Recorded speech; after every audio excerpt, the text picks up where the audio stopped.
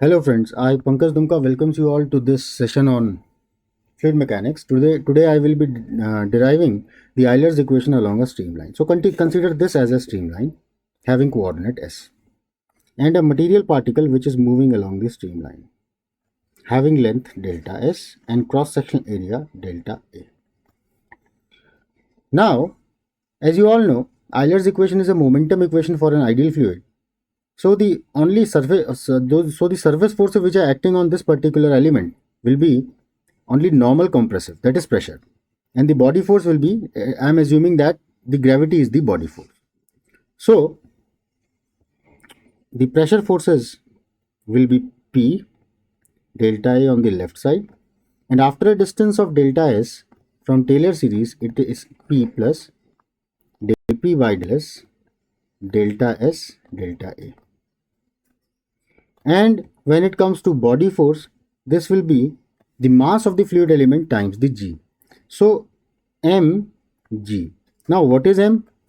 Mass of this element is rho times the volume of this element, that is delta s delta a times g. Let's say that this particular element is making an angle theta with the streamline coordinate at this particular instant. Moreover, we can also say that this element is moving with certain velocity v along the streamline.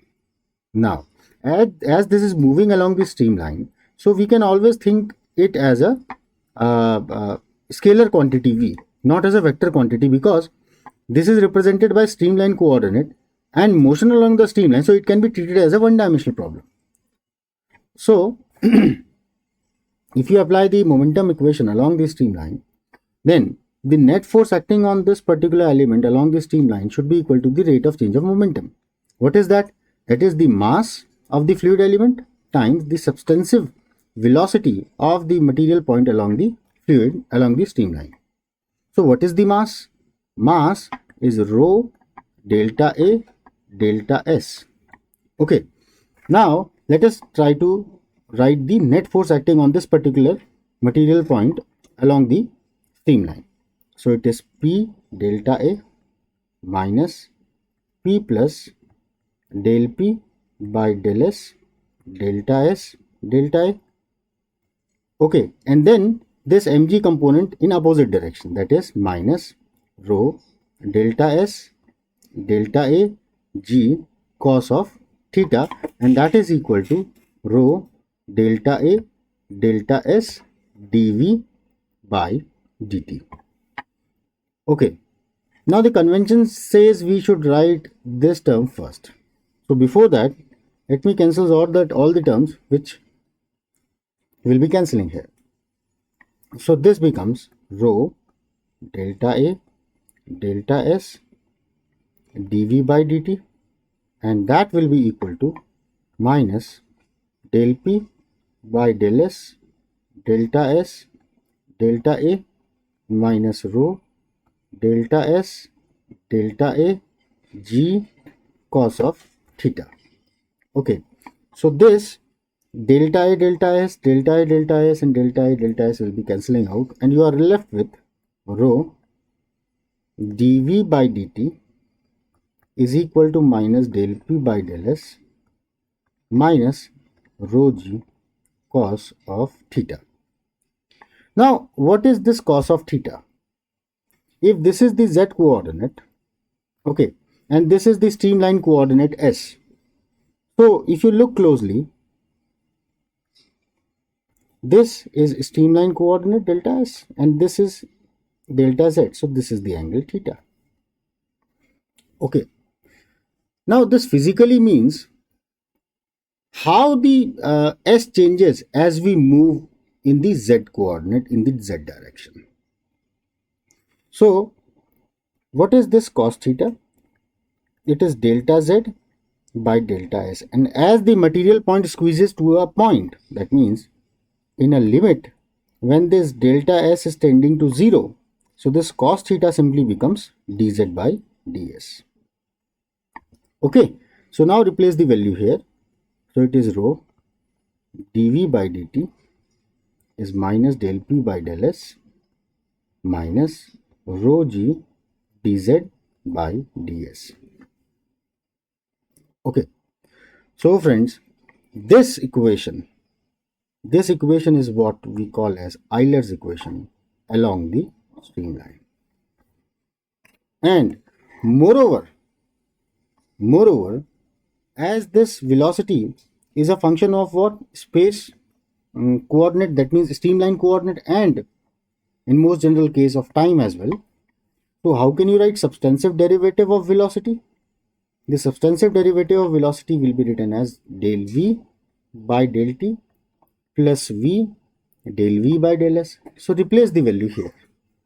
So it is rho times del v by del t plus v del v by del s, and that is equal to minus del p by del s minus rho g dz by ds. Now you divide this whole equation by density. Now you divide the whole equation by density. So the moment you do so, you will be getting del v by del t plus v del v by del s, and that is equal to minus 1 by rho del p by del s minus g dz by ds. So this can be thought of as the another form of the same equation. So the thing which you should remember is this is what? This is a force equation. That is force per unit mass. So this is equation of force per unit mass. Okay. So if you dot the force with make the dot product of force with the motion of this material point along the direction of the force, then that will give you the what? Work, energy, isn't it? So let us do this. So let us dot the force with the streamline coordinate, that is along the direction of force. So if you do that by del t, v del v by del s dotted with ds, but this is along the direction, force is along the streamline, and we are dotting it with the streamline coordinate, so it becomes what? Cos 0 is 1. So this is ds simply, and this is minus 1 by rho del p by del s ds minus g dz by ds. What we have done is we have tried to find out the work per unit mass as this force dot the ds. Okay. Now look, initial assumption. Let me write the assumption explicitly for you people. The initial assumption was ideal fluid. Ideal fluid means no viscosity is coming into picture. Now if I say that the flow field is steady, I also assume that the flow field is steady. The moment you say that the flow field is steady means velocity and all the parameters will cease to be the function of time. So that means velocity will only be the function of spatial coordinate or the streamline coordinate. Pressure will also be the function of streamline coordinate.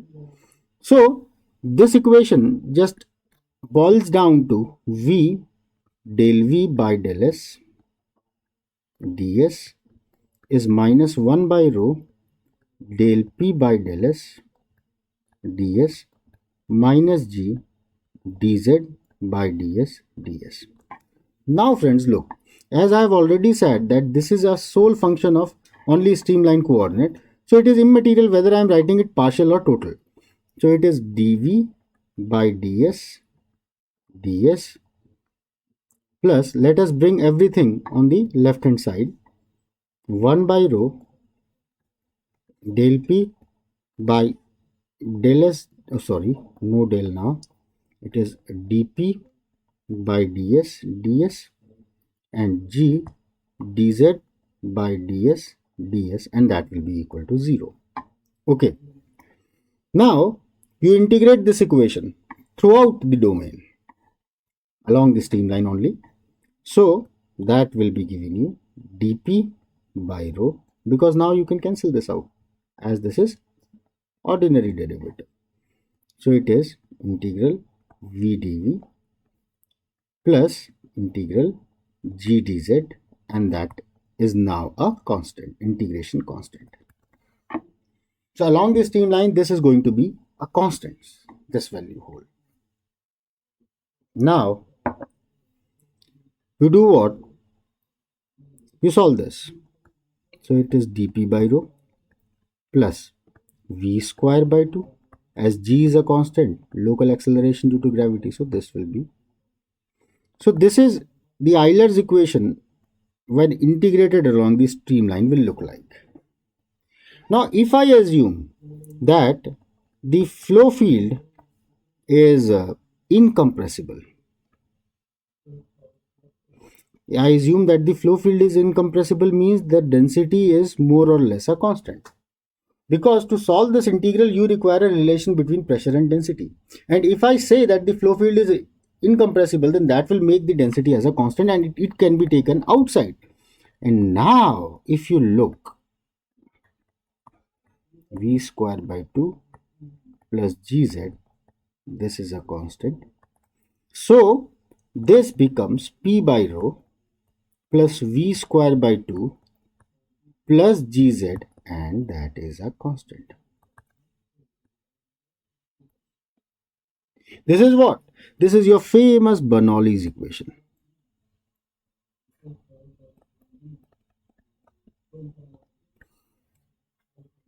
Bernoulli's equation given by whom? Given by famous Daniel Bernoulli, a very good friend of Leonhard Euler. Okay, now if you look this equation, this is what? This equation is basically the mechanical energy conservation equation.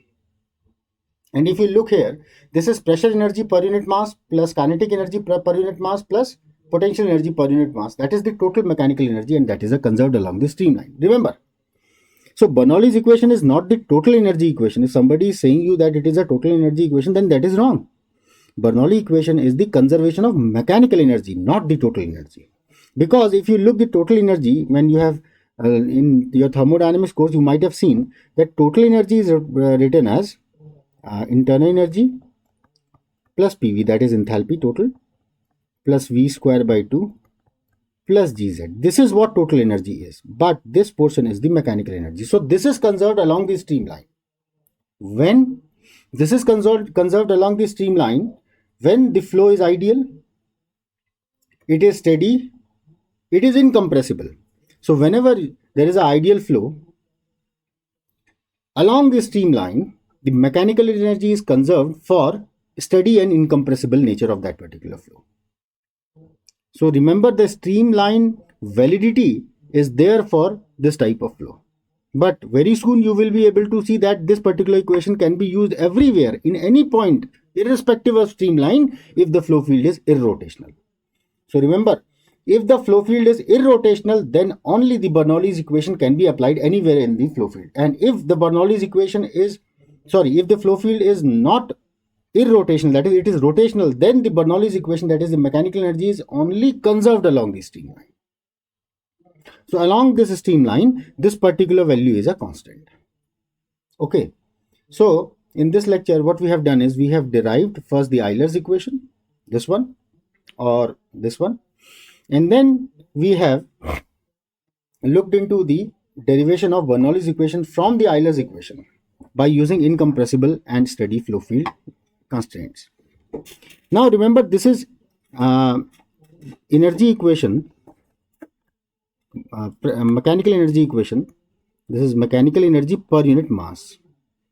But from the point of view of civil engineers, we do not consider it as energy. We always consider it as head produced by that particular energy. That is how much height. So we divide it by weight. That means we divide this whole equation by g. So this becomes P by rho g plus V square by 2g plus z, and that will be some another constant. So this is constant along the streamline. The same thing. Previously it was per unit mass, but this is energy, mechanical energy per unit weight. Okay. So friends, in this lecture till this point only. If you liked it, then please do like, share and subscribe. Thank you very much. Take care.